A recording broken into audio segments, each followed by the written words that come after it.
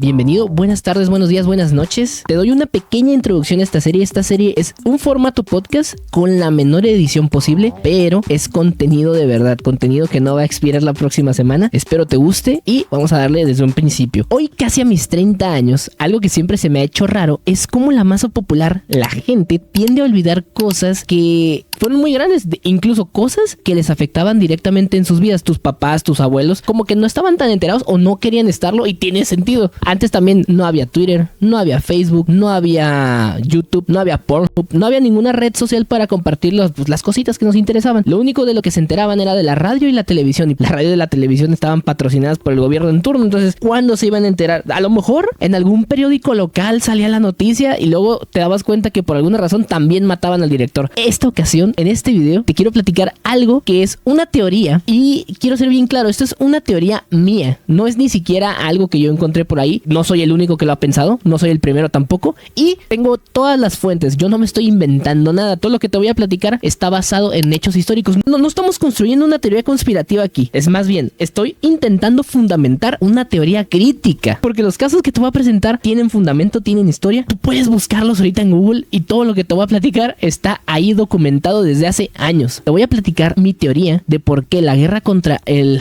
¿Cómo lo puedo decir para que no nos censuren tan rápido en el video? La guerra contra el narcotráfico, ándale, así ya se escucha bien. La guerra contra el narcotráfico es una farsa, siempre ha sido una farsa y siempre será una farsa. Vas a decir, Adrián, ¿estás loco? ¿Quieres acompañar al pirata de Culiacán? No, espérate. Yo ya te dije, no me estoy inventando nada. Yo no soy fuente, yo soy mensajero. No te quejes con el mensajero, no mates al mensajero. Mata al imparcial, al universal. Ellos, los de noticias, yo no. Yo soy solo un pobre perro atropellado que aprendió a leer. Pero bueno, vamos a empezar con el primer caso. En 1969, el presidente Richard Nixon...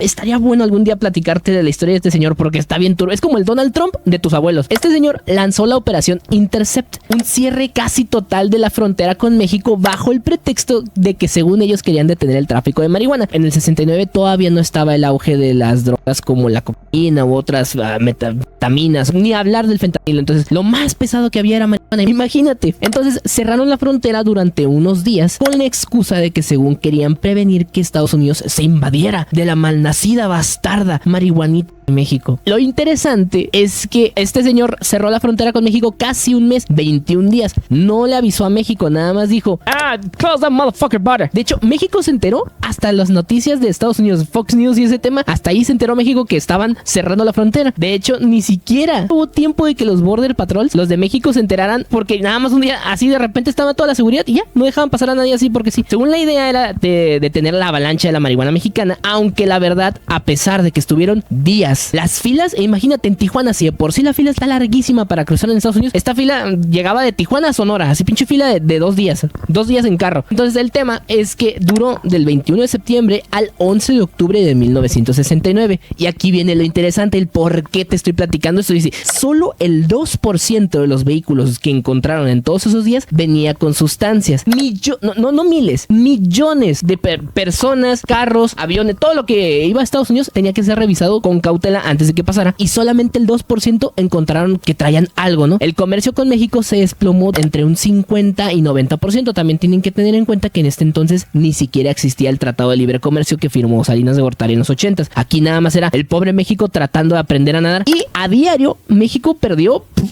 billones de dólares actuales, lo equivalente al día de actual, y el resultado fue que el narcotráfico pues no bajó. Los traficantes nada más dijeron, pues no dejan pasar, pues espérate.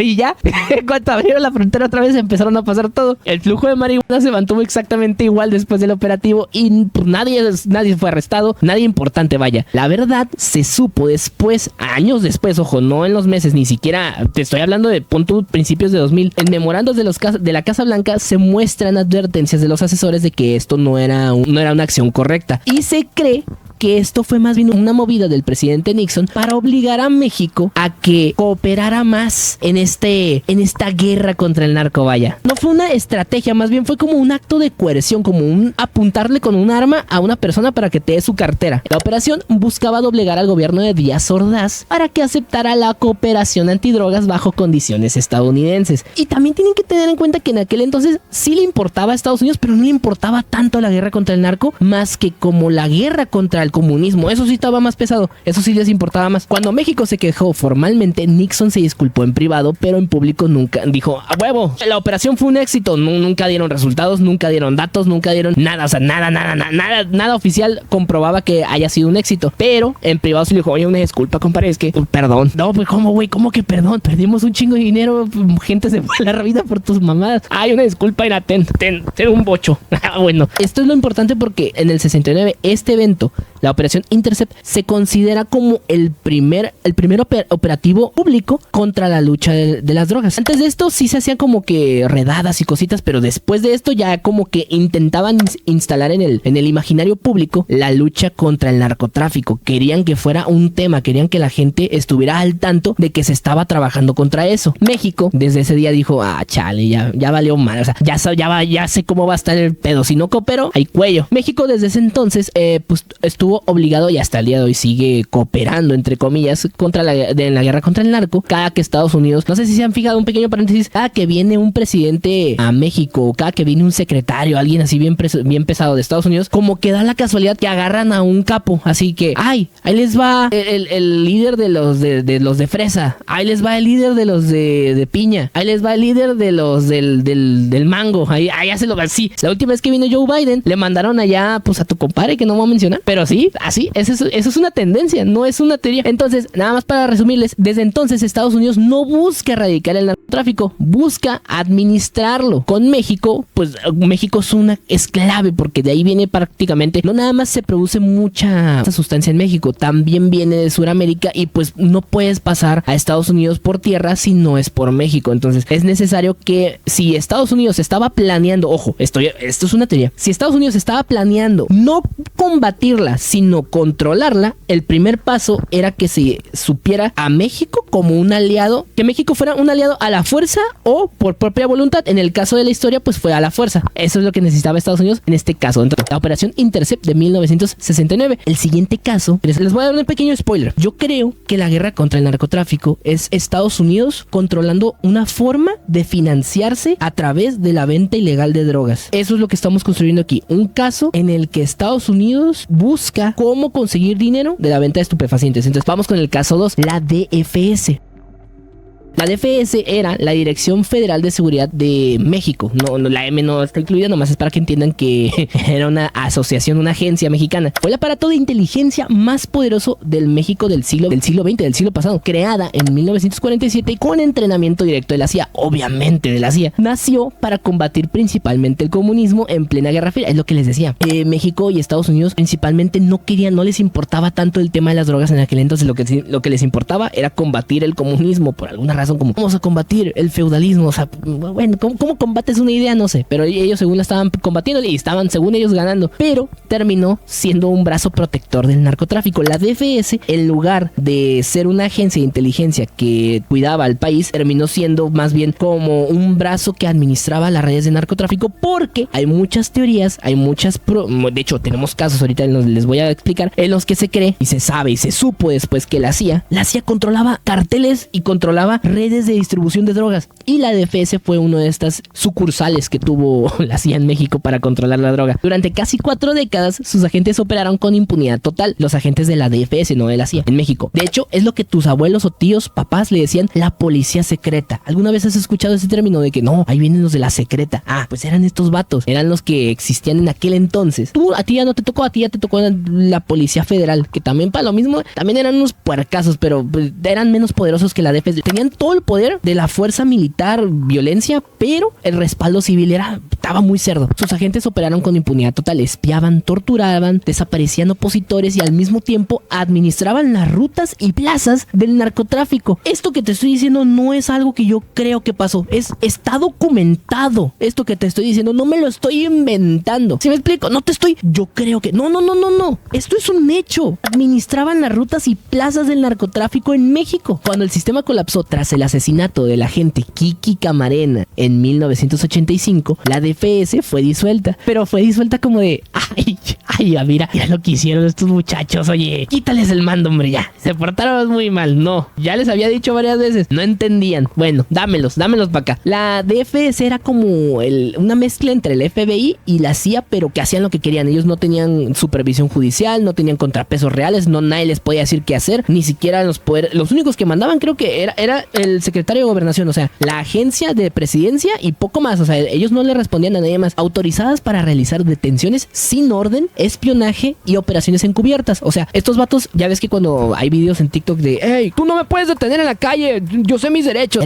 Derechos izquierdos, pendejo. Y te los metían uno por uno y te llevaban al bote o al bote, no, te llevaban a una zanja común, güey. Los hechos que se comprobaban y por los que te dije que la DFS estaba detrás del tráfico de drogas son varios detallitos. Mira, Miguel Nazar Haro, el director de la DFS entre 1978 a 1989, fue el señor clasificado como un activo valioso por la CIA. Vas a decir, no, Adrián, es que pues es el jefe de la agencia de inteligencia de tu aliado, obviamente es importante. No, espérate, este fue un informante clave sobre movimientos guerrilleros y conexiones entre Cuba y Nicaragua. Simultáneamente, el patrón, dirigía una red de robo y tráfico de autos en California para financiar operaciones clandestinas. Te voy a explicar algo por qué hacen esto las agencias y ahorita lo vamos a ver en un caso más adelante. Vas a decir, oye, ¿por qué si son de gobierno tienen que hacer dinero ilegal? Las agencias estas principalmente necesitan dinero ilegal porque no pueden usar dinero de gobierno para hacer cosas ilegales. Si tú quieres desaparecer un güey,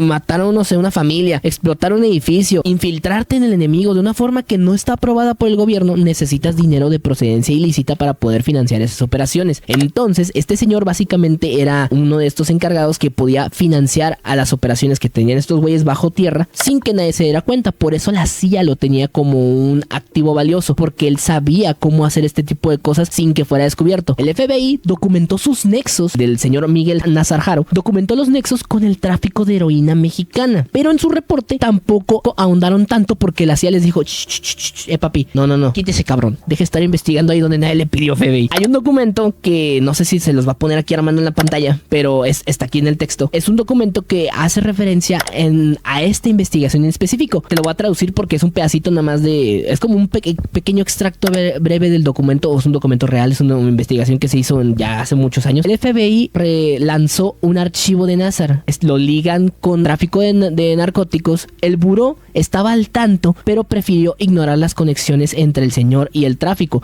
Ellos sabían exactamente lo que estaban haciendo y pues sí, deliberadamente decidieron no hacer caso, o bueno, obligadamente diría yo. La investigación del señor fue bloqueada en Estados Unidos en 1981, ya lo tenían en el target al señor, pero Estados Unidos bloqueó. El fiscal William Kennedy en San Diego preparó un caso contra Nazar Haro, el director de la DFS. La CIA intervino, exigió cancelar el proceso alegando seguridad nacional. El Departamento de Justicia cerró la investigación y el fiscal fue removido. O sea, el fiscal estaba haciendo su chamba y por hacer su chamba me lo corrieron. Y no me sorprendería, no sé dónde está el señor, pero te apuesto que no sé si esté muerto. Lo más probable es que sí. Hoy no sigue vivo. No, el que les digo ya se murió. Los documentos fueron desclasificados y probaban que la CIA priorizó la Guerra Fría contra el comunismo que pues la guerra contra el narcotráfico. Te apuesto. Aquí esto sí ya no se sabe, esto es teoría mía. Muchas del dinero que se consiguió en este caso yo creo que se utilizó también para financiar operaciones de espionaje o cosas acá bajo el agua contra la guerra, contra el comunismo, contra la Guerra Fría, porque esto era como la prioridad de aquel entonces. O sea, la guerra contra el narcotráfico fue una de las formas en las que se financiaron para poder seguir peleando esta guerra, porque también pues, es muy cara, o sea, una guerra es carísima. Y si estás haciendo una guerra fría, que la Guerra Fría no fue una guerra abierta, sino como una guerra así como en secreto, una guerra como no tan cantada, pues también a lo mejor quieres hacer cosas así bajo el agua y necesitas ese dinero, el que te comenté que se conseguía hace rato, o sea, de forma ilegal. La DFS protegía megaplantíos como el Rancho Búfalo en 1984. Rancho Búfalo, propiedad del señor Rafael Caro Quintero, mejor conocido como el Señor de los Cielos. No sé si ya falleció. Yo me persino en este momento. Cada que se mencione un gran ingeniero, licenciado, yo me tengo que persinar.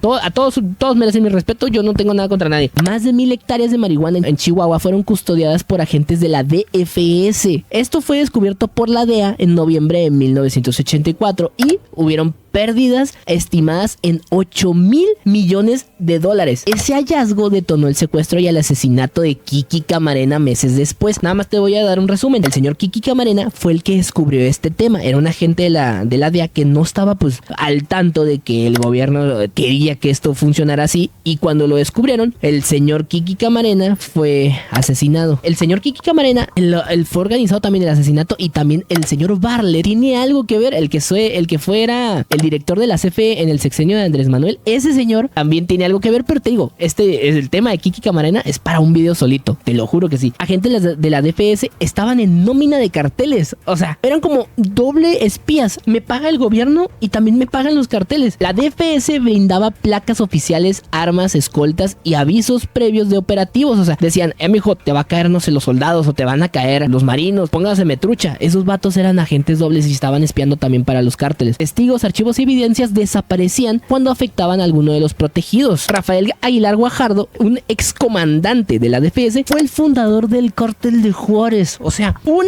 exagente de la DFS, de la agencia de inteligencia, fue el que fundó el cártel de Juárez, uno de los cárteles más peligrosos e importantes del día de hoy. Ahora, ¿cómo alguien que es agente de inteligencia en un país tiene tanta experiencia y conocimiento para fundar un cártel? La única explicación es que el señor ya tuviera experiencia desde que trabajaba en la DFS, y tiene sentido. Aprovechó contactos y logística de Estados Unidos para crear su red. Continuó operando con métodos aprendidos en la DFS. Luego, por otro lado, Juan José Esparragosa, el Azul, fue un capo de Sinaloa. Aparece en la nómina de DFS en los 70s y 80s. Usó su puesto para acceder a rutas y relaciones institucionales, y después se convirtió en un narcotraficante protegido. De agente federal se pasó del bando de los buenos seguramente y se pasó a los malos. ¿Por qué la CIA los protegía? Esta es la pregunta. Inteligencia anticomunista. Se supone que ellos, como que te digo, estaban queriendo financiar la guerra contra el comunismo a través del dinero que se conseguía con el narcotráfico. A cambio de información sobre guerrillas mexicanas y movimientos de izquierda, la CIA blindaba a la DFS. O sea, aunque quisieran, no podían hacerle nada a la agencia de inteligencia. Apenas los soldados tal vez le podían haber hecho algo. La Sedena de aquel entonces podría haber hecho algo contra la DFS, porque la CIA los protegía, ya que según se supone la DFS sí ayudaba contra el EZLN, contra todos estos tipos de guerrillas y cosas que eran como de izquierda así muy intensa. La DFS sí hacía su trabajo contra ellos, y por eso la CIA los amaba. La CIA decía, mira, a mí me sirve para lo que me sirve y ya me vale madre lo que hagan después. Y pues como buen mexicano, en cuanto le quitas la supervisión, haces lo que quieren el trabajo,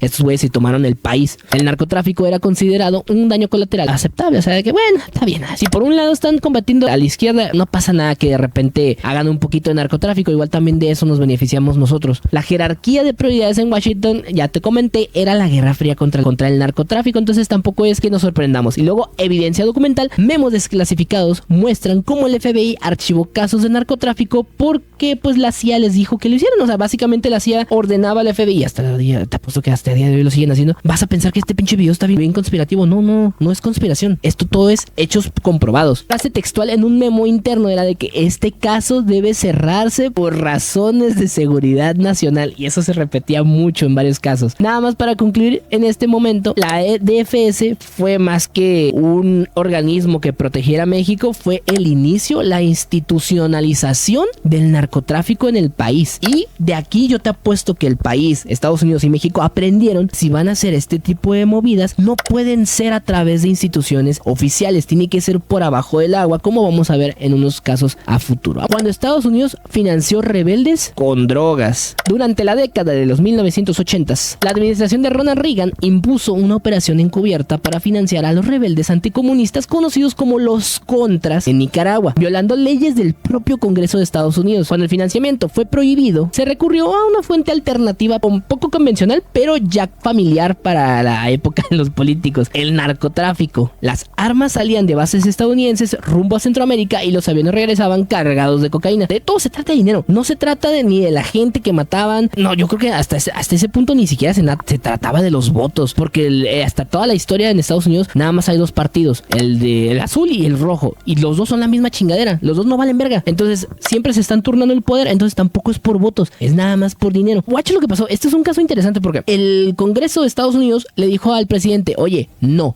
vas a poder combatir a esos rebeldes de allá de Nicaragua, me vale madre cómo le hagas, pero no tienes el dinero aprobado. Y Estados Unidos dijo, va, está bien. Lo que hizo fue, a través de estas redes de narcotráfico y estas redes de contrabando, ellos, les voy a platicar todo el esquema. Hay rebeldes anti-estado, hay rebeldes comunistas en Nicaragua. Acto número 2. El gobierno de Estados Unidos, el Congreso, le dice al presidente, no güey, no vas a mandar a nadie para allá, no vamos a dar dinero, no vamos a, ya tenemos muchas guerras acá en Asia y en Medio Oriente como para que mandes aquí a, no. Acto número 3. Ronald Reagan dice, ok, ocupo dinero y el gobierno me dijo que no. Como les comentaba, lo que tienen que hacer en estos casos es conseguir dinero por abajo del agua. Entonces, Estados Unidos, esto está documentado, en la operación para financiar a los contras, que eran unos rebeldes, pero a favor de las ideas ideas americanas, para financiar a estos güeyes, le vendió armas a Irán. Sí, espérate, sí. Irán es el país que ahorita Donald Trump le mandó a destruir una base nuclear, según, el que estaba atacando a Israel porque se estaba pasando de verga. Ese. Irán, el enemigo número 1 de Occidente, Estados Unidos le vendía armas por abajo del agua. Sin embargo, por desgracia, el dinero no era suficiente. Las ventas clandestinas sí generaban fondos pero eran muy limitados, o sea, tampoco era mucho dinero. Por lo que el presidente le dijo a la CIA, oye, ¿qué crees? Ocupamos lana, padre. Y la CIA empezó a planear una forma de financiamiento ilícito con drogas y narcotráfico en Nicaragua. Entonces, así se conecta todo. Les vendo armas a Irán, luego te mando armas a ti, a los contras en Nicaragua, y ustedes, yo, por arte de magia, yo no me doy cuenta, y ustedes sin querer empiezan a traficar drogas para los Estados Unidos. Y esto es un círculo redondo. El problema es que lo que traficaban era crack. Y no sé si se acuerdan, pero antes en Estados Unidos hubo una crisis del crack en los barrios más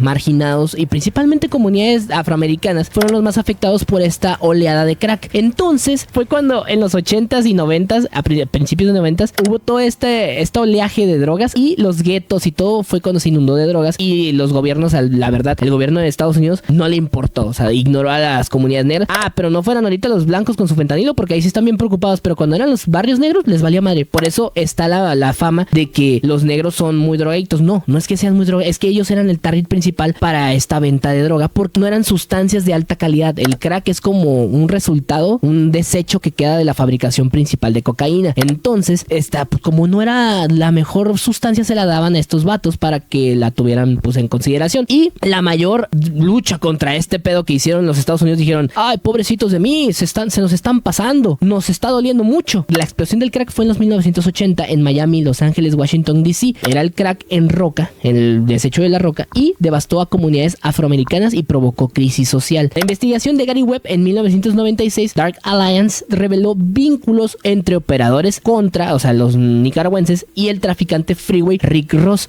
quien distribuyó cocaína convertida en crack hacia Los Ángeles. A partir de ahí se destapó toda esta cucarachero. De hecho, la prueba número 1 de que este tema, la guerra contra el narco, no les importaba para nada, de que el gobierno estadounidense sabía, permitió y encubrió toda esta red que traficó y que inundó de crack a Estados Unidos en los 80s. La prioridad real en ese entonces seguía siendo derrotar al comunismo. Importaba más que nada detener el flujo de cocaína. La hipocresía fue total. Mientras Nancy Reagan promovía el Just Say No, no sé si se acuerdan, yo creo que no, yo lo vi después porque yo todavía ni nacía, pero era una campaña de solo di no. Si te ofrecen droga, di fuchi.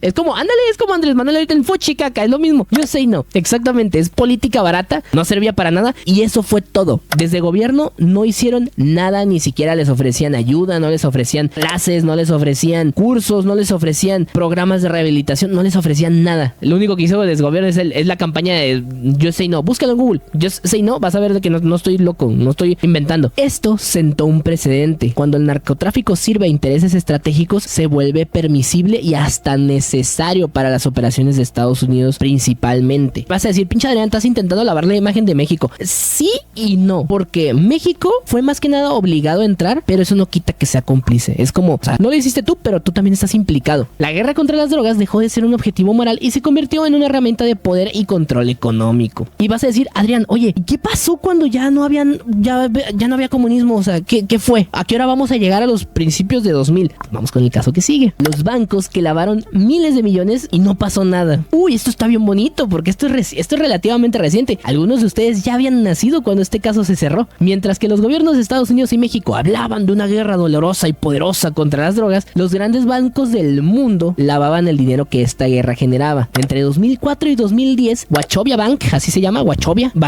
Bank en Estados Unidos y el HSBC de Reino Unido procesaron miles de millones de casi trillones de dólares sin consecuencias reales. No les pasó nada. A día de hoy, con licencias en los 3 países, en todos los países que estaban afectados, casi todo el mundo fue, estos vatos tenían operaciones, pero a día de hoy HSBC sigue existiendo, Wachovia Bank sigue existiendo, siguen operando, tienen licencia, están certificados. Nada más, vamos a ver qué les pasó porque no les pasó nada. Ambos casos fueron documentados por cortes, el Senado estadounidense y reportajes de investigación. El patrón fue el mismo: multas simbólicas, 0 cárcel y la justificación clásica: too big to fail. Esto es algo muy común en Estados Unidos cada que pasa una crisis económica o algo así. Son muy grandes para caer y como son muy grandes para caer, los tenemos que ayudar, pobrecitos. No los dejes morir, dales mucho dinero o no los cierres porque si no, imagínate cuántos trabajos se van a perder por un banco ilegal. De hecho, esto es un contraste bastante interesante porque hace poco se descubrió, y ustedes se acordarán, según Estados Unidos descubrió que había unos bancos, unos malvados bancos de aquí en México, unos bancos muy malos, así muy que lavaban dinero aquí en México. Eran CI Banco, Intercam Banco y Vector Casa de Bolsa SASB. Estos 3 bancos hace poquito se descubrió que también lavaban dinero para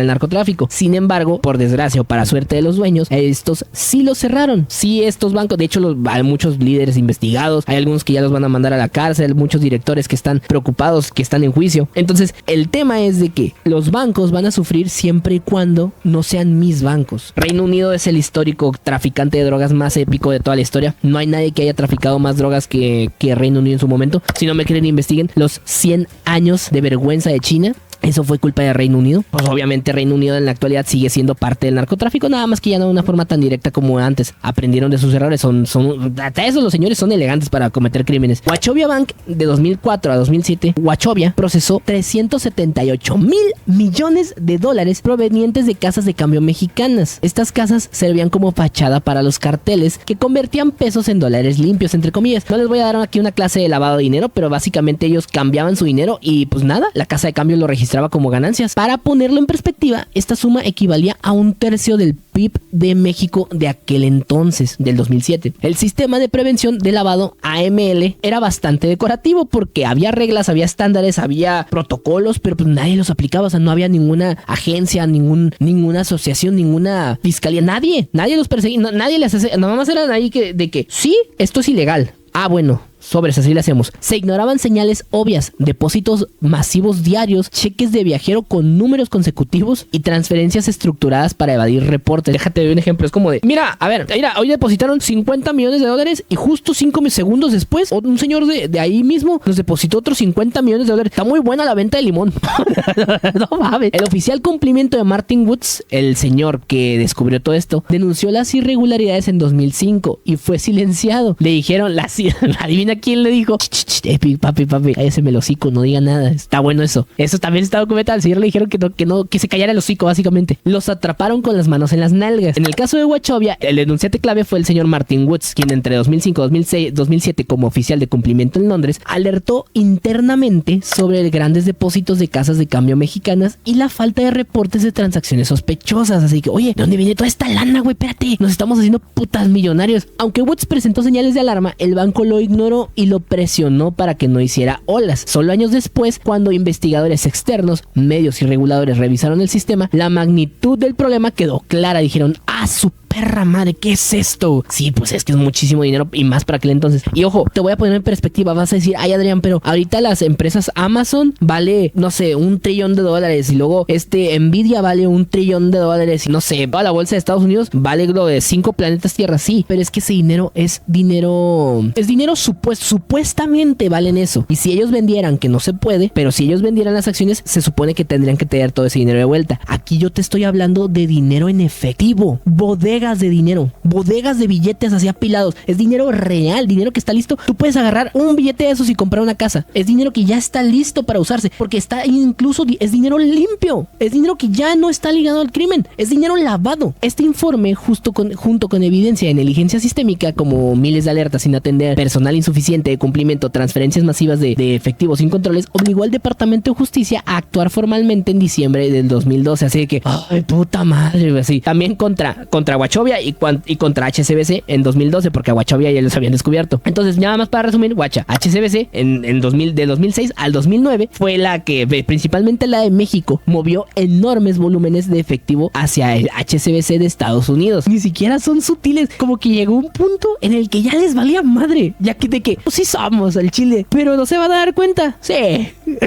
y luego, no, pues pásamelo, hombre, que te valga verga eso, yo ocupo mi lana. En plena guerra contra el narco, el banco clasificó a México como país de riesgo bajo, reduciendo los controles. O sea, a pesar de que había directamente una guerra contra el crimen organizado, HSBC dijo, no, hombre, aquí está todo bien tranqui, pásamelo, tú pasa el dinero, tú, es más, tráeme más. El Senado de Estados Unidos estimó que al menos 850 millones del cártel de Sinaloa fueron lavados por HSBC. Las estimaciones reales dicen que pueden ser hasta 7,000 millones, pero esto no está confirmado. No son acciones de Tesla, no son acciones de Netflix, no son criptomonedas que puede o no ser el dinero. Esto es dinero que sí era dinero líquido, limpio, dinero real. Los detalles grotescos es que las cajas donde los narcos llevaban el efectivo estaban fabricadas específicamente a la medida para las ventanillas del depósito. Los empleados aceptaban el dinero sin hacer preguntas, y era de que ahí viene el señor con sombrero, lentes y una camisa acá de gallos. Parece que el vato organiza peleas o no sé. Cada que venga ese señor, no me le voltees ni a ver a la cara, tú acepta lo que te dé y dile sí, patrón. Era un nivel de coordinación perfecto, o sea, era imposible. Ojo, esto se descubrió en el juicio. Era imposible que toda esta operación para poder depositar el dinero y transferirlo y procesarlo, era imposible que fuera sin querer, era imposible que fuera un error, o era imposible que los carteles insertaran este dinero de forma que el banco no supiera. Era imposible que los líderes, que los directores no supieran. Y vas a decir, ay, Adrián, pero pues ¿para qué? Oye, a ver,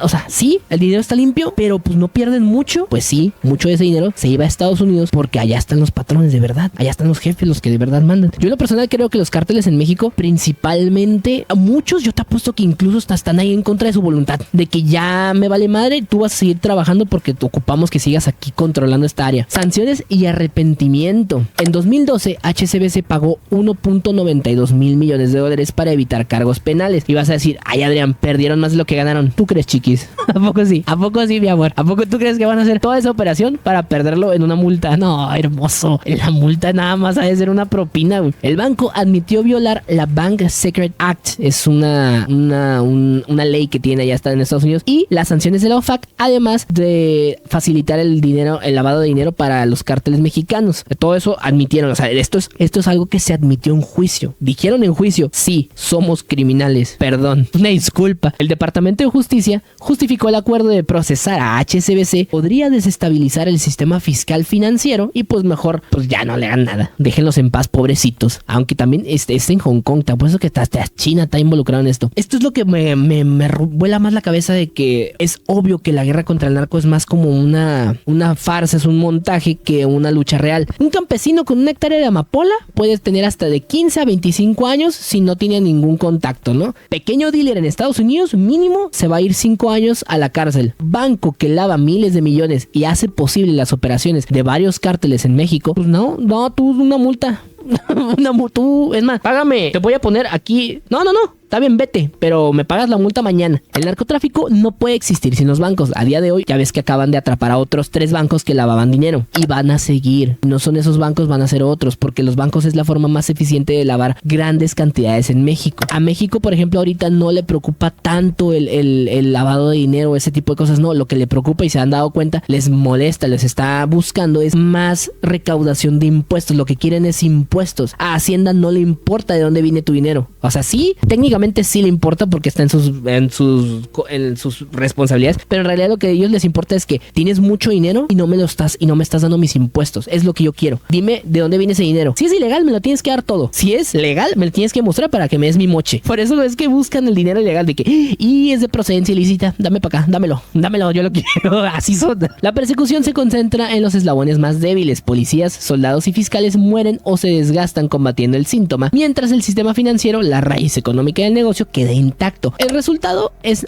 nada más, pues no es una guerra para erradicar las drogas, sino una administración del flujo de dinero donde los grandes ganadores son las instituciones financieras y los gobiernos que quieran financiar sus operaciones bajo el agua. La operación Rápido y Furioso, cuando Estados Unidos armó a los cárteles a propósito. La operación Rápido y Furioso no se trata de una película de Brian O'Connor. Este fue un programa encubierto de la Agencia de Alcohol, Tabaco y Armas en Estados Unidos, ATF, que permitió deliberadamente la venta de más de 2,000 armas de alto calibre a intermediarios del narcotráfico mexicano con el supuestamente, el objetivo de rastrear las armas hasta los altos mandos de los cárteles. O sea, mira, yo te voy a dar este rifle y tu rifle, me vas a decir dónde estás. No te voy a poner un GPS ni nada, nomás vete.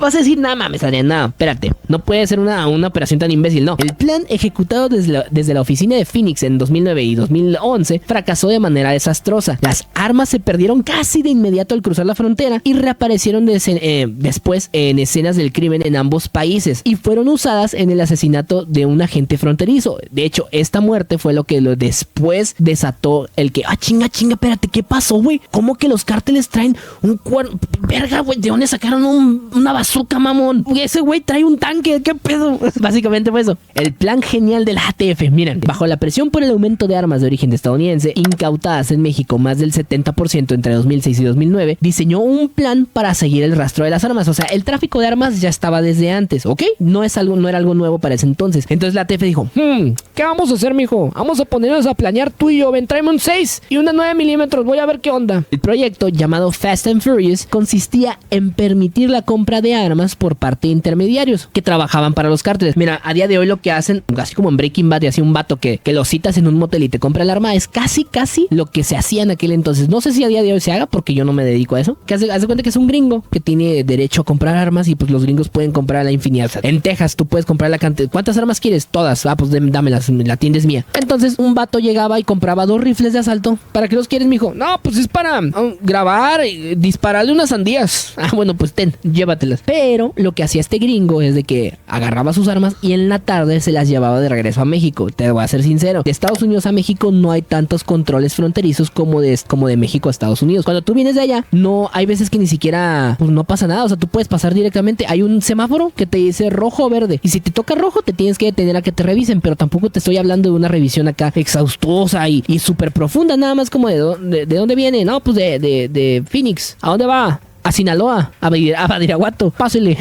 Ya, la idea era rastrear las armas con los números de serie y vigilancia encubierta, reunir pruebas y hacer una gran redada. ¡Ay, no puede ser! En la práctica, regalaron armamento militar directamente a los grupos del crimen organizado. ¡No mames! ¡Ay, es que no supe cómo se me perdió el rifle si yo tenía que anotar el número en la servilleta! ¡Ah, chinga, y la servilleta! ¡Ah, amigo, ya la perdí! Creo que me limpié hace rato que comí, amigo. Se autorizaron venta de 2,000 armas. AK-47, AR-15, Barrett, FNAFAL, 5.7, no mames. A partir de ahí, los cárteles le agarraron cariño al Barrett, incluso ya que desde entonces se ha visto en aumento en los arsenales de los grupos del crimen organizado. Los grupos del crimen no conocían este rifle hasta esta operación, o sí lo conocían, pero no lo podían acceder, y hasta después de eso dijeron, ay, a ver, mándame de esos que nos mandaban los gringos. Está más rico los dulces gringos. Los compradores fachada eran conocidos, pero no arrestados. De hecho, lo que te platiqué hace rato de un gringo que compra armas para el crimen, en este caso, contrataron o pon tú que reclutaron, o según ellos, tenían en la mira a 3, 4. Entonces dijo, no, mira, ese vato está comprando un rifle para llevarlo a Culiacán. No lo arrestes, déjalo en paz. Yo voy a seguirlo a él, pero hasta la frontera, porque una vez cruzadas las armas hacia México, la ATF pues perdía toda la capacidad de seguimiento, porque no tenían jurisdicción en terreno mexicano. Y bueno, hasta eso, qué bueno que eran respetuosos. No se colocaron GPS, ni se coordinó con autoridades mexicanas por motivos de seguridad operativa operativa. Se supone, la idea es de que no te puedo decir que estoy haciendo este operativo porque tú, México, vas a poner peine.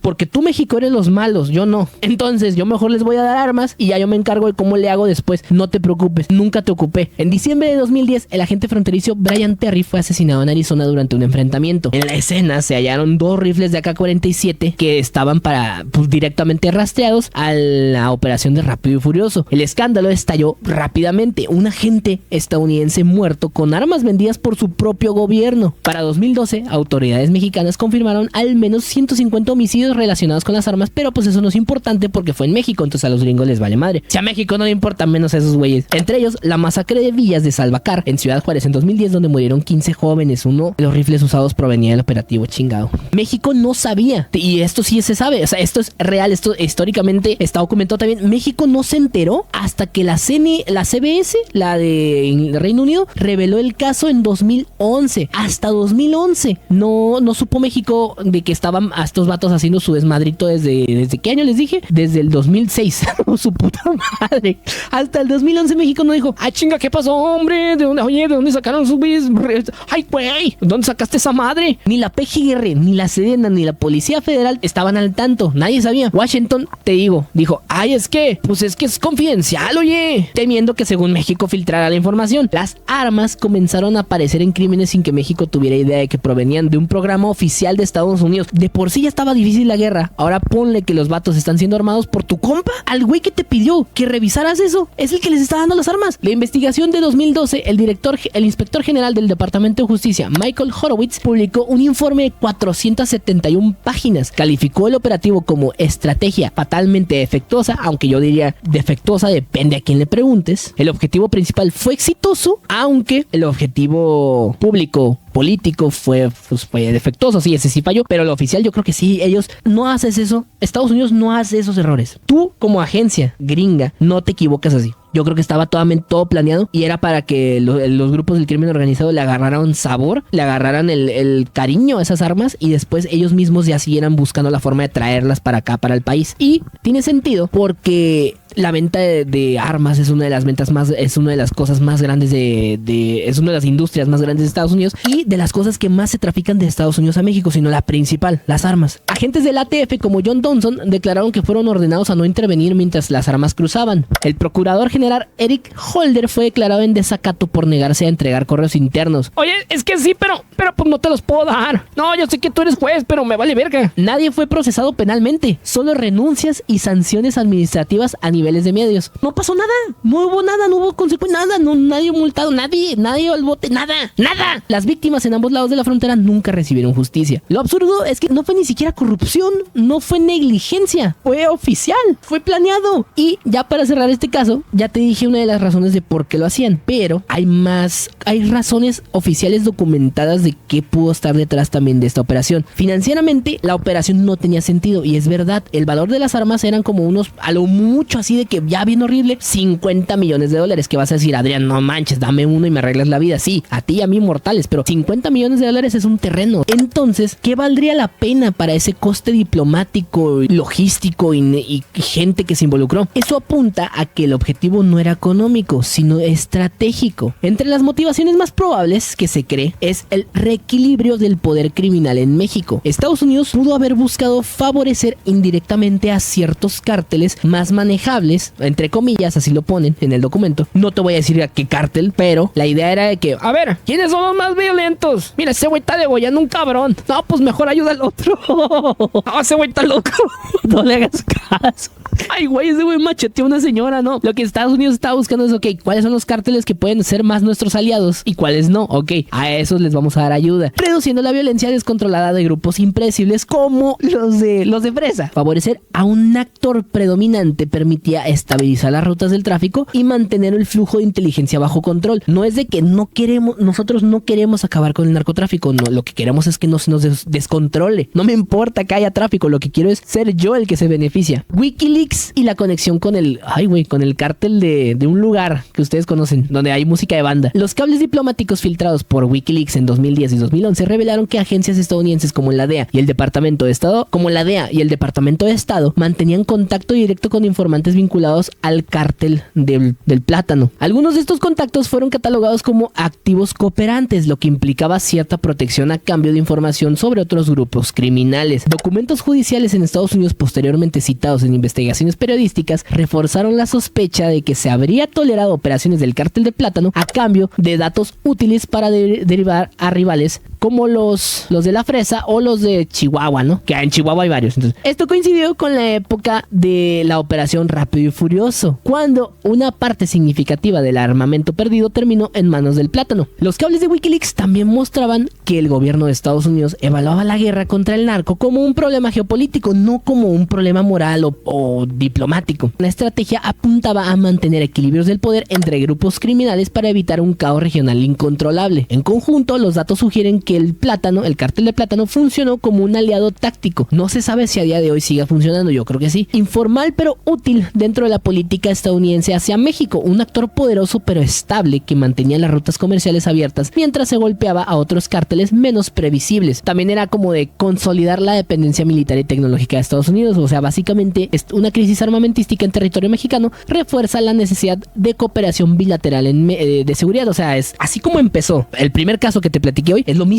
Te estoy obligando a México a que mira, ya se están armando bien feo. O me dejas ayudar y cooperamos, o te dejo solo y que te cargue la verga. Luego, experimentación geopolítica. Algunos exfuncionarios sugieren que fue un intento encubierto de medir el impacto del flujo de armas en la dinámica del crimen organizado y una forma de stress test para moldear futuras estrategias de contención regional. Más o menos como para ver, ¿qué pasaría si estos vatos tuvieran armas acá bien pasadas de verdura? A ver, dáselas. Es eso, nada más estaban experimentando. Estaban usando a México como si fueran conejillos de India. El control narrativo interno en plena administración de Obama, con el debate sobre el control de las armas y la frontera, mostrar un operativo internacional, aunque fallido, servía como una cortina política ante presiones internas, mientras se alimentaba la narrativa de una responsabilidad compartida. Oye, sí, nosotros mandamos esas armas, pero pues es que México también no nos dijo que no. Yo las pasé y México no vio. Mira, México, pon atención, tu frontera está también, de acá también tienes que poner seguridad. Vamos con el caso número 6. Genaro García Luna, el jefe de la guerra, trabajaba para el narco. Genaro García Luna, vas a decir, ¿quién era este señor? Era el que encabezaba la seguridad nacional durante los sexenios de Vicente Fox y Felipe Calderón. No me importa, la verdad es que vas a decir, pinche Adrián, tú estás a favor de Morena o estás a favor del partido. No, la verdad es que aquí, si te das cuenta, desde los 70s, todos los políticos que han estado en el gobierno de México han cooperado con esto. No hay ninguno, ni desde los 50s, a día de hoy la presidenta actual, ninguno no ha cooperado con ellos. Todos están involucrados de alguna u otra manera. Entonces, PAN, PRI, PRD, Morena, todos son lo mismo, son unos criminales todos. Felipe Calderón fue el principal artífice de la llamada guerra contra el narco, pero en realidad durante más de una década operó como socio del cártel del plátano. Y es que el cártel del plátano es el cártel más famoso del país, entonces yo no te voy a decir quién es, tú sabrás, tú espero que sepas quién es. Filtrando información y protegiendo cargamentos y recibiendo sobornos millonarios mientras era el aliado más cercano de Estados Unidos en México. En 2023 fue declarado culpable en Nueva York y sentenciado a 38 años de prisión. Eso es lo triste de Estados Unidos, porque primero te usan, luego te desechan como un pinche Kleenex. El señor García Luna empezó como director de la AFI. La AFI era una agencia federal de investigación, como una especie de FBI mexicano, ya no tan poderoso como la DFS, sino que era nada más de investigación, no tanto de ejecución, aunque sí tenían operaciones en campo, pero principalmente eran como investigadores, era como una fiscalía, pero más policía, no como la fiscalía actual. Ellos eran encargados principalmente de combatir el narcotráfico, secuestros y crimen organizado, era su primer foco. Presupuesto millonario y acceso directo al secretario de Gobernación, en aquel entonces no era García Luna. Luego García Luna subió de poder, pasó del director de la AFI en el gobierno de Fox a ser el secretario de Seguridad Pública entre el 2006 y 2012 durante el gobierno de Felipe Calderón. El señor controlaba la Policía Federal, más de 35,000 personas, elementos del cuerpo, coordinaba estrategias con Sedena, Semar y CISEN. Haz de cuenta que el director del secretario de Seguridad en México es el jefe de todos los que son el cuerpo armado del país. Los soldados, la marina, las policías, hasta los guardias del pinche banco, todos esos güeyes están bajo el mando del secretario de Seguridad Pública, que nada más le responde al presidente. Es el único que es su jefe.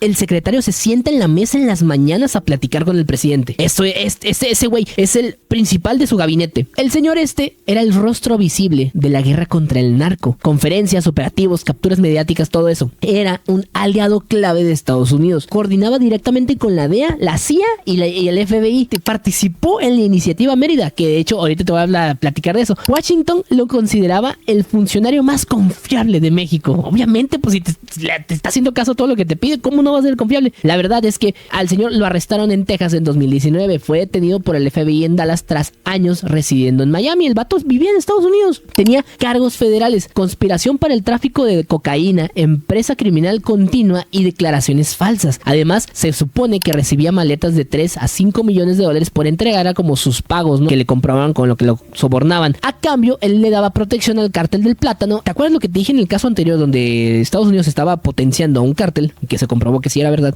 Este señor, cuando era la guerra contra el narco en el gobierno de Felipe Calderón, básicamente lo que hizo fue, ok, Estados Unidos, ese plan está bien chingón. Yo como soy tu perra, voy a hacerte caso. Empezaron, hay 5 cárteles en el país, el del plátano, de la manzana y la guayaba. Bueno, vamos a disminuirlo. Estados Unidos lo que quiere es el cártel del plátano porque es el más controlable, lo que ya te platiqué en el caso anterior. García Luna fue el que ejecutó que en los años que vinieron esto fuera posible. No nada más lo de las armas fue el principio, pero aquí ya se está consolidando la estrategia que habían planeado en 2006. Aquí se está ejecutando en el gobierno del señor Felipe Calderón en 2000, de que fue el sexenio de 2006 a 2012. Mira, el cártel de la guayaba está controlando este país. Mándales los soldados. Oye, el cártel del plátano acaba de controlar esta otra parte, este otro estado. No hay pedo, no les mandes nada más. Quítense, déjenlos pasar. Y así un chingo de veces, hasta que el cártel del plátano se convirtió en uno de los cárteles más poderosos del país y los demás fueron perdiendo poder. A día de hoy, la verdad no sé cómo esté la movida porque pues siempre todas las cosas cambian, ¿no? Entonces ya eso fue lo que pasó en ese entonces. Yo no sé si sea ahorita, yo no sé si sigue siendo, yo no sé si vaya a ser, pero eso fue lo que pasó, lo que se comprobó. Todos los que salieron, hijo de su...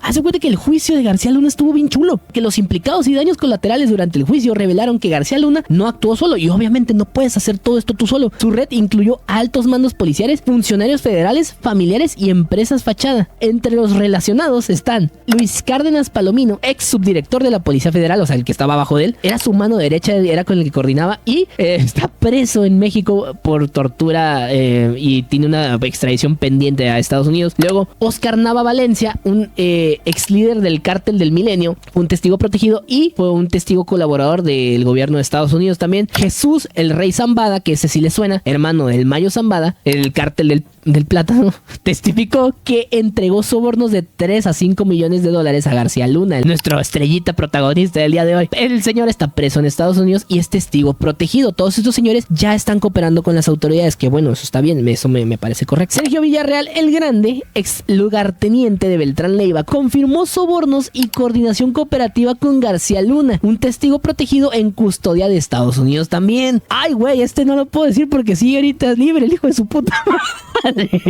Mira, cuando ya lo arresten, vamos a hacer un caso de este vato. Es un general que fue declarado culpable en Estados Unidos. No te voy a decir muchos detalles, tú lo tienes que investigar. Con esto que te voy a decir, ya vas a saber más o menos quién es. Este general estaba siendo procesado en Estados Unidos y México dijo, oye, dámelo, es mío, yo lo quiero, yo acá, híjole, vas a ver cómo le va a ir, dámelo, mijo. Estados Unidos dice, está bien, ahí te va, se lo manda a México. Y cuando llega acá, no solo tiran a loco a Estados Unidos y dicen, hombre, tan locos esos güeyes, ¿cómo que te iban a arrestar, mijo? No, tú eres libre. Lo dejaron libre. Y no solo lo dejaron libre, le dieron una medalla. El vato no puede salir de México, porque en cuanto si cruza una frontera con Estados Unidos, ahí mismo lo vuelven a agarrar al hijo de su puta madre. No te voy a decir el nombre, tú sabrás quién es. Es un general que tiene toda la cara de malo. O sea, tú lo ves y dices, a la verga. Así como los malos en las películas, así se ve el güey.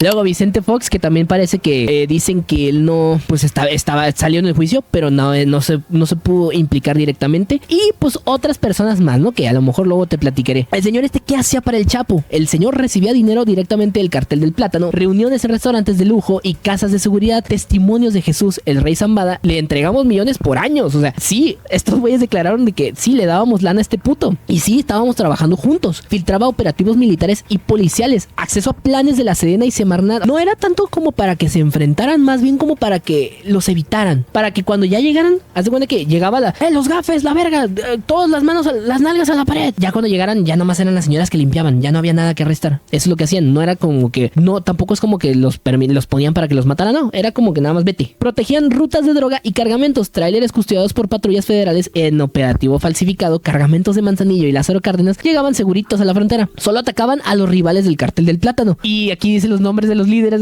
de los cárteles de las frutas, pero no te lo voy a decir. Y el cártel del plátano salió y casi intacto y más fuerte que nunca. Los testimonios pues fueron los líderes de los cárteles, otros testigos como otros líderes de cárteles que no te puedo mencionar, pero te digo, te lo juro, si investigas este caso, el de García Luna, se te van a caer las nalgas de todo lo que salió, todo el desmadre que salió, y me sorprende que a día de hoy no sea tan llamativo. Y el gobierno actual va a decir, pues sí, es que fue en el gobierno de aquel güey. Sigue actualmente. No sigue actualmente el señor trabajando, sino que sigue actualmente todo este tipo de cosas siguen pasando. Nada más que ya no con los mismos nombres porque los van arrestando, pero sigue pasando. O sea, ¿no ves allá a Andrés Manuel dándole la mano a la mamá del Chapo? ¿Tú crees que no están todavía trabajando juntos? El colapso moral del Estado. El arquitecto de la guerra era parte del enemigo. 12 años de estrategia antinarcos saboteados desde adentro. Todo lo que estaban planeando, todo lo que estaban dirigiendo, y al final les ponía un 4. Entonces nada les funcionó al gobierno mexicano porque todo esto estaba planeado y ni siquiera creo que este güey fuera el culpable. O sea, el culpable era toda la estrategia de Estados Unidos. Calderón sabía, ninguna prueba directa apunta a que sí, pero el patrón pues era demasiado evidente. El plátano era intocable durante su administración. O sabía, o ya era cómplice, o no sabía y era un pendejo. Cualquiera de los dos casos es terrible. O sea, tener a un presidente tan imbécil o tan corrupto es igual de triste. O sea, yo creo que no sé cuál podría escoger yo. Yo prefiero que lo maten, es lo más óptimo para mí. ¿Por qué importa para la guerra falsa? Te voy a explicar. La guerra fue administrada por el enemigo desde adentro. Ellos estaban acá de, no, sí, vamos a matar, a capturarlos y desde el otro lado, adentro de su propia casa, les estaban poniendo un 4. Les estaban poniendo peine, les estaban echando de cabeza con todos sus planes. El cártel del plátano parece ser que se consolidó como un aliado funcional de Estados Unidos, favorecido indirectamente por operativos selectivos y la información filtrada falsa. Se mantuvo como la estructura más estable para el tráfico de aquel entonces y la guerra fue muy, muy rentable. Violencia es igual a presupuesto más contratos más control político. Oye, está muy feo el crimen organizado. Vamos a tener que meter estos 30,000 millones de dólares en presupuesto para la Sedena y pues a ver qué hacen ellos sabrán a cómo lo reparten, no tengo idea. Oye, está muy duro el tema vamos a poner leyes que hagan que la gente no pueda tener, por ejemplo, no sé, leyes más duras para Hacienda, para poder ver quién sí y quién no está lavando dinero, porque es lo único que queremos, encontrar a los malos. Lejos de todos los chistes que hago y todo, me pone muy triste saber que algo así pudo haber pasado y no solamente, y no estamos hablando de que era el jefe de un estado o el gobernador, no, era el líder de seguridad de México de aquel entonces. Y a día de hoy no me sorprendería que siga pasando, nada más que estos vatos aprenden de sus errores. ¿Te has fijado que nunca les ha pasado lo mismo 2 veces? Siempre como que, híjole, ya nos descubrieron por este lado, hazlo de esta forma. Híjole, ya vieron que estamos usando estos bancos, pues ya no los uses, vamos a hacer esta otra estrategia. Ahorita no sé qué estrategias hagan, pero te apuesto que en unos 10 años vas a decir, pinche Adrián, mira, él tenía razón, sí pasó esto. Descubrieron otra red de esto que estaba pasando ahora entre Panamá y Europa. Estos güeyes estaban acá sin una red, no sé, no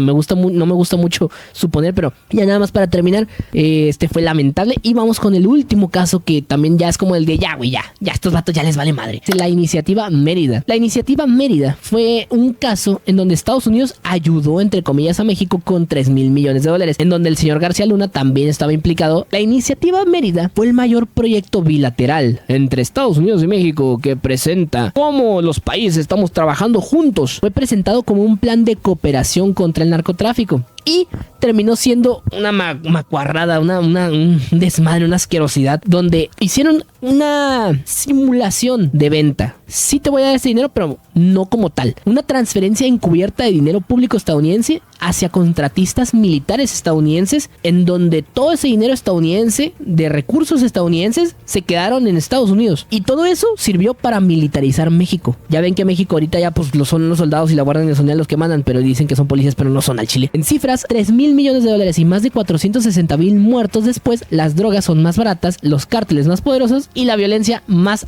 alta que cuando empezó. El 22 de octubre de 2007, George W. Bush y Felipe Calderón anuncian el acuerdo en el Bush Ranch, en un rancho de allá del señor George. Inspirado en el Plan Colombia, prometía combatir el narcotráfico y fortalecer las instituciones y reducir la violencia. Lo firmaron por 4 años y duró más de una década. Hasta el 2018 se acabó todo este proyecto. El dinero fue canalizado por el Departamento de Estados Unidos y asignado al Ejército, la Marina, la Policía Federal y programas de justicia. México no recibió efectivo, no recibió un solo centavo. México no recibió ni una bolsa de Sabritas, no recibió $1, no recibió un penny, no recibió nada, sino que recibió equipo, entrenamiento y tecnología adquiridos a empresas americanas. O sea, Estados Unidos dice, sí, mira, yo te voy a dar este dinero, a ver, dámelo. No, mira, yo me lo voy a quedar.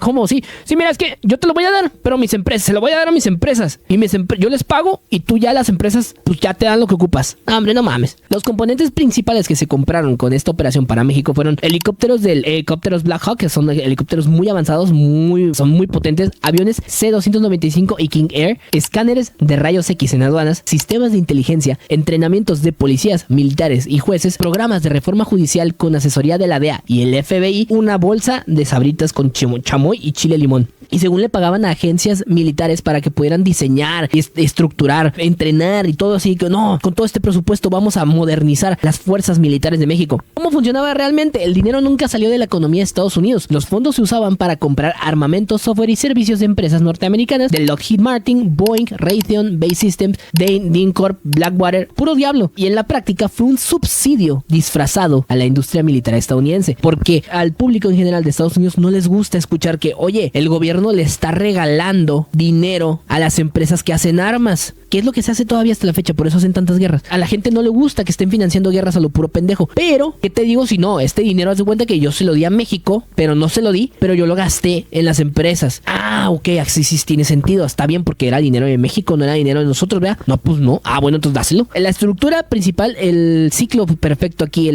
todo el tema. La excusa es la guerra contra el narco. Ocupamos dinero, ocupamos armas, perfecto. El ciclo es, empresas contratan a lobistas. Los lobistas son gente que soborna a congresistas. El Congreso aprueba ayudas. Las empresas obtienen los contratos con Estados Unidos y los congresistas presumen que estamos cooperando, estamos trabajando contra la guerra contra el narco. No, estamos haciendo algo, estamos trabajando. Mira, les dimos este dinero a estos güeyes. México militarizó sus calles mientras Estados Unidos fortalecía su complejo industrial de defensa. El dinero fluyó hacia los fabricantes de armas. Las balas en Estados Unidos se quedaron los billetes y en México se quedaron los balazos. Básicamente fue lo que pasó. Los 19 helicópteros Black Hawk que compró México eran carísimos, difíciles de mantener y dependían de técnicos de Estados Unidos. O sea, México no nada más no ganó dinero, con esto tuvo que invertir también para poder seguirle el paso, porque güey, me estás mandando helicópteros pasadísimos de verga, me estás así de última generación y yo no tengo gente que sepa como, güey, don Jaime apenas sabe arreglarnos el suru con el que vamos por la botana al Oxxo. ¿Tú crees que voy a poder mantener esos putos helicópteros? Tenían que pagarle a ingenieros estadounidenses para poder seguirles dando mantenimiento y repararlos. Los escáneres aduanales y radares eran operados por personal corruptible. Está bien chingón que tengas un escáner de última generación, pero no te sirve de nada si está apagado. ¿Cómo te va a servir si no está prendido? Porque el vato que lo opera lo apagó justo cuando iba a pasar un güey que sabía que traía droga. El entrenamiento policial, más de 10,000 agentes y 500 jueces fueron entrenados y formados. Muchos desertaron o terminaron trabajando para los carteles con mejor entrenamiento. O sea, los carteles recibieron gente altamente capacitada y preparada para poder disparar. No eran nada más ya gatilleros de calle, no. Ya eran güeyes profesionales porque los entrenó el mismo gobierno de Estados Unidos. La plataforma México fue un sistema de inteligencia y base de datos criminal lanzado en 2008. Era una aplicación, un software muy pasado de verdura, según. Era para concentrar la información nacional sobre delincuentes, huellas digitales, vehículos, armas y órdenes de aprehensión. Permitía conectar a policías municipales, estatales y federales en una sola red en tiempo real, con el objetivo de mejorar la coordinación y el intercambio de información en la llamada guerra contra el narco. Durante años se presentó como el mayor avance tecnológico de seguridad pública en México, hasta que se descubrió que quien la dirigía y la controlaba era nuestra estrellita Genaro García Luna, el del caso anterior. Luego fue encontrado culpable por trabajar con el cártel del plátano. Toda la información bien pasada de verdura, pero este güey podía borrar lo que no les convenía. Todo lo que no beneficiara al cártel del plátano era borrado. Entonces Entonces, ¿de qué te sirvió tu plataforma, güey? En hechos reales, después de este proyecto, en 2007 de 8,000 homicidios anuales pasaron al pico del momento en 2011 a 27,000. ¿Por qué? Por año. Sí, eran por año. 8,000 homicidios al año. Pasamos a 27,000 al año. Y luego en 2018 ahorita todavía sigue como aumentado. 33,000 al año. Más de 3 veces la cantidad de muertos desde que empezó el proyecto. Producción de heroína. Antes se producían de 10 a 15 toneladas. En el pico Mérida, 2015, 70 toneladas. Y a 2018 ya por suerte ya bajó a 60. Bueno, menos mal. Antes del proyecto parece que no había tanto tráfico no se sabía tanto del precio de la cocaína. Estaba más o menos estable. Y en 2018 subió más o menos un 30%. O sea, ya años después, ¿no? Y organizaciones criminales. Y esto está bien interesante porque los imbéciles no tenían planeado de que pasó de 6 organizaciones principales. O sea, el del plátano, el de la guayaba y el de la piña, ¿no? Y cuando empezó el proyecto Mérida, que según militarizó México, lo modernizó, ya habían más de 12 organizaciones. A día de hoy hay más de 15 así principales. Esto tiene sentido porque haz de cuenta que está el del plátano, el de la guayaba y el de la piña. Pero tú vas y matas al líder de la piña. Te lo arrestas o te lo llevas a Estados Unidos al líder de la piña. Y adentro del líder de la piña, del cártel de la piña, había 2 jefes de acá bien pesados. Entonces esos dos jefes ya no dicen, yo quiero ser el nuevo jefe. Y el otro vato dice, ¿por qué? ¿Por tus huevos? No, por los míos. Ah, bueno, pues te pelean y se separan. Y ahora son el güey de la piña y el güey de la nuez. Entonces ya son el güey de la nuez, la piña, el de la guayaba y el del plátano. Y luego llegan los de la manzana, arrestan al líder de la manzana. Y luego la manzana se divide y ahora está el líder de la manzana, la pera, la guayaba. ¿Sí explico? Los vacíos de poder los querían llenar con alguien nuevo. No es como que quitas el jefe y la organización se acaba. No, si quitas al jefe, ponen se van a pelear por el poder los que están abajo. Por eso no funciona. Por eso no funciona nada este plan. Está bien bonito. La militarización, pues no tuvo fortalecimiento institucional. Nada más fue como darle muchas armas al gobierno, al ejército mexicano. Y tampoco es como que al ejército mexicano le conviene, a la Sedena le conviene que haya crimen organizado, porque así les das más recursos. Si no estás en guerra, México no es un país que vaya a tener guerra con Europa, o que vaya a tener guerra con Sudamérica, o que México no va a tener guerra con otros países. México está muy ocupado teniendo guerras internas contra el crimen organizado, y al ejército le conviene que tengas guerras con el crimen organizado porque así les das más recursos, así les das más beneficios, así les das más bonos, así les das más presupuesto para poder construir cosas que no tendrían de otra forma si no estuvieran en una guerra abierta. Bueno, no abierta, pero si no tuvieras un problema de crimen organizado en el país. Luego también hay otros incentivos perversos. El éxito se medía por número de arrestos y decomisos, no por reducción de violencia. O sea, ni siquiera como que tenían las ganas de medir bien las cosas para poder decir, mira, estamos teniendo avances. Pero ¿de qué te sirve arrestar a 30 vatos que venden droga en la calle cuando los principales son los vatos que los están financiando? No estás buscando las causas reales, no estás reduciendo la violencia, no estás viendo que, mira, arrestamos a 20 güeyes y no matamos a nadie. No, nada más te importa que arrestamos a 20 güeyes y sin querer matamos a 30 más que estaban en el almacén. Sí, pero eso no lo contamos. Luego también había casos bien bonitos donde ya con tal de quedar bien, como el caso de los muchachos esos del TEC aquí en Monterrey, donde mataron a unos muchachos, los soldados, y luego les pusieron armas para decir, no, mira, eran malos. Nada, no eran malos, eran unos morros que iban a la universidad y se equivocaron los soldados, los confundieron y los mataron ahí. Y luego, esto pasó aquí en Monterrey, bueno, allá en Monterrey. No voy a decir dónde estoy porque luego me van a venir a violar. Luego también el sistema mexicano estaba corruptísimo. Parte del equipo de inteligencia eran financiados por, también el señor García Luna estaba bastante implicado con el cártel del plátano. La cooperación internacional terminó fortaleciendo selectivamente a un grupo criminal. Todos eran unos pinches mentirosos, nadie estaba haciendo su trabajo, nadie, la verdad. Los únicos que sufrían eran los güeyes que estaban de a pie, tanto los del crimen organizado que iban ahí a matarse contra los soldados, como los policías, todos los únicos que sufrían eran esos pobres güeyes que nada más tenían que trabajar matándose entre ellos. Lamentablemente, pues no hay nada mucho más que te pueda decir. Quiero ya cerrar esto con una pequeña reflexión. Me duele mucho que esto sea así. Lo peor es que no podemos hacer nada. Conocer estas cosas me han hecho cínico al respecto. Cada que escucho a un político hablar de hacer lo mejor para la gente y el pueblo, cuando dicen primero los pobres y todas esas mierdas populistas, no puedo evitar sentir cómo se me regresa la mierda para poder vomitar algo. Durante años les mintieron a tus padres y abuelos, pero tampoco es pues contra ellos. Iban a poder hacer una persona normal, común y corriente contra una maquinaria criminal internacional que conforme pasó el tiempo ni siquiera se esforzaron en esconder. La próxima vez que vayas a votar, piénsalo muy bien, así al menos sientes que estás haciendo algo al respecto. Mi nombre es Adrián Legaspi. Espero que te haya gustado este pequeño podcast, un podcast un poco corto, tal vez 1 hora y media, mira, más o menos terminamos. Y producido por el licenciado productor, editor y estimulador de hombres, el licenciado Armando. Espero que te guste el video. Si de repente vemos que este video está afectando el canal por el shadowban o así, pues espero que puedas dejarme tu like, tu comentario, tu compartido, ayuda mucho. Y si se pone muy feo, pues lo resubimos a la página de Opinada, no pasa nada, para que no nos afecte el canal. Pero ten un buen día. Nada más que recuerda que nada, tú pórtate bien, vete por el camino de la derecha y no le creas a los pinches políticos, todos son una mierda. Buenas noches.